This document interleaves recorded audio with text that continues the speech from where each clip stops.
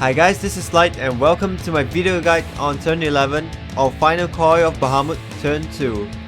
The boss we are facing in this turn is a dual hit monster, Kaliya. For preparation, your party will need to have at least an eye level of 110, and as usual, bring along your poison pots and food buffs to help with your DPS check. Kaliya has an enriched timer of 11 minutes. However, you shouldn't have any problem with it if you have met the turn 10 DPS check. For phase 1, begin pulling Kaliya and Tanker facing outwards.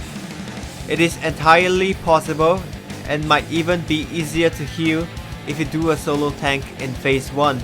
However, we went with 2 tanks in front for this phase to practice for the final phase, which you will see later. Kaliya's attack has a wide frontal cone swipe, so make sure no DPS or healers in front of her at all times. The first hard hitting attack you see is Resonance. It is instant and splits the damage among the 2 tanks. Next attack, you see Nerf Gas. Kaliya will cast 3 arc of AoE attack, 280 degrees facing towards the back and one around 140 degrees facing the front in random order. Just dodge out of the AoE and you'll be fine. However, if you get hit, you'll receive a vulnerability debuff which increases your damage taken.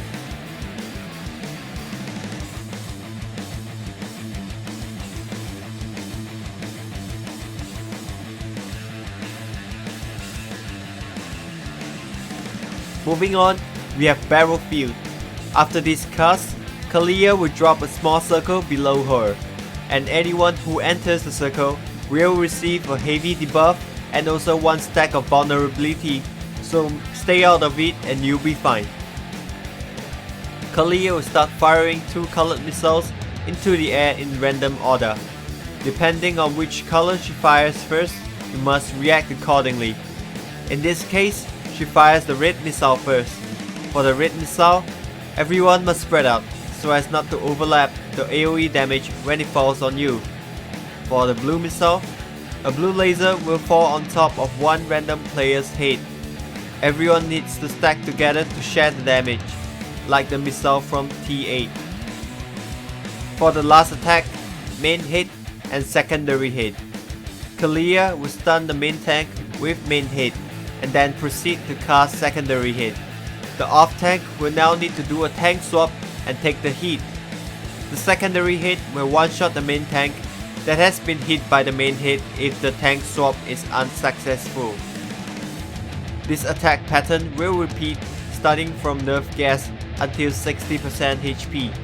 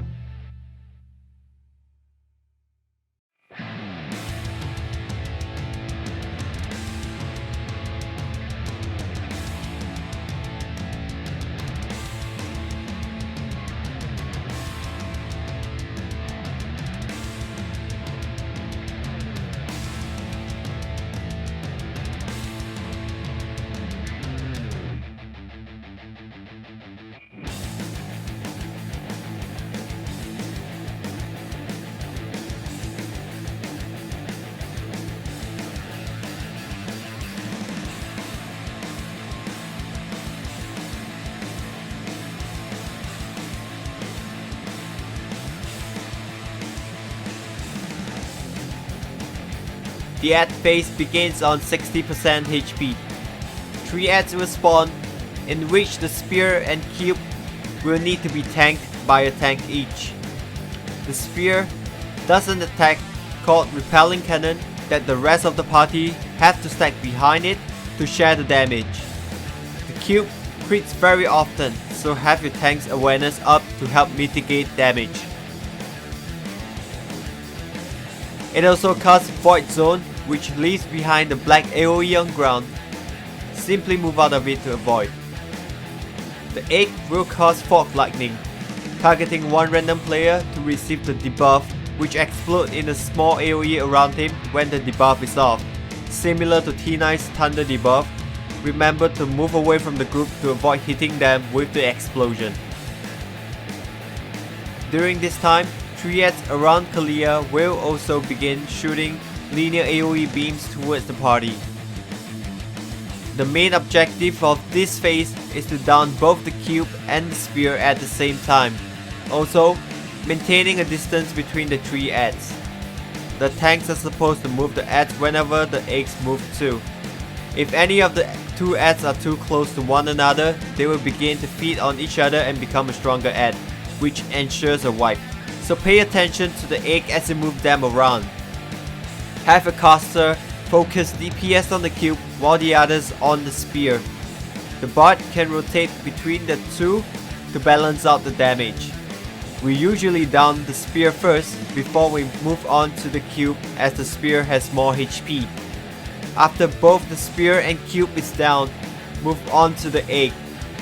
If you have a summoner, he should consider switching it to Ifrit, as the egg is immune to range attacks unless in melee range. The white mage can begin to stone skin everyone to prepare for the next big attack.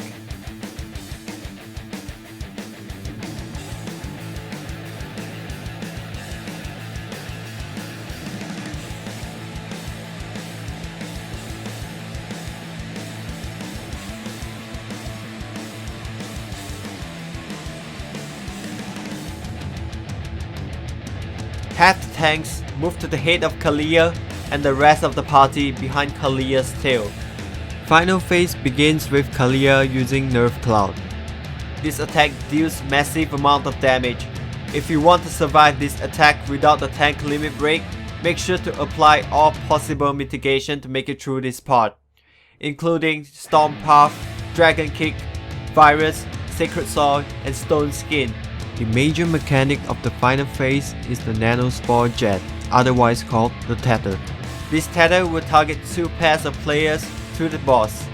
The pairings will always either be 2 tanks, 2 melee DPS, or 2 range.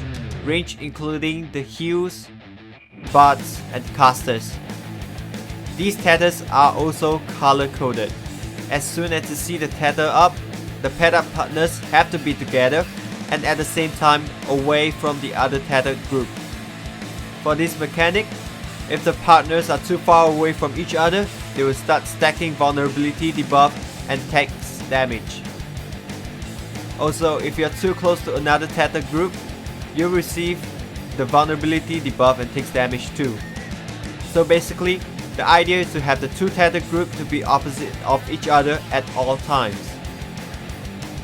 The difficulty begins when Kaliya starts casting nerve gas, and you have to dodge it within the group separate from each other.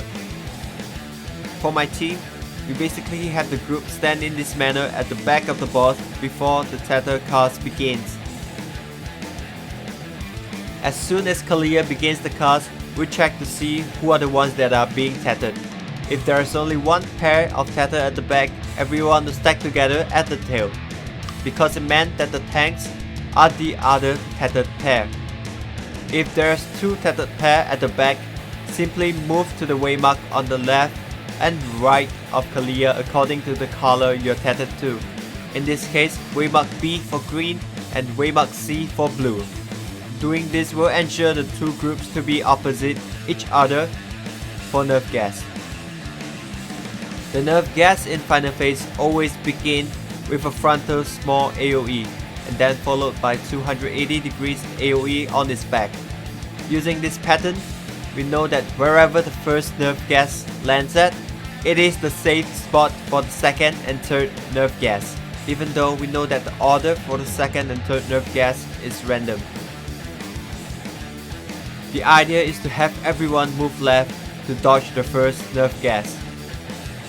The tanks and the group that is being targeted for the first nerve gas just have to move back to where he was to be safe for the second and third nerve gas, while the tethered group of the opposite end have to move out of the area where the second and third nerve gas overlaps to be safe. On another scenario, the group that is targeted will move out, then come back. The tanks will also go in where the first nerf gas hits and stay there as it is the safe spot, while the group on the other side just dodge out of the overlapping area. Tanks always move back to the tanking spot after the third nerf gas. The only different scenario would be if the tether is on B and C and Kaliya decides to choose the tank as the first nerf gas hits. Then it is up to your own protocol to decide which team will come into the safe zone, while the other team will simply dodge out of the overlapping zone for the nerf gas number 2 and 3. Kaliya will also be doing the red and blue missiles during the final phase. If both tethers are at the back of Kaliya, you may choose to have one non-tethered member each to stack with the group for blue missiles.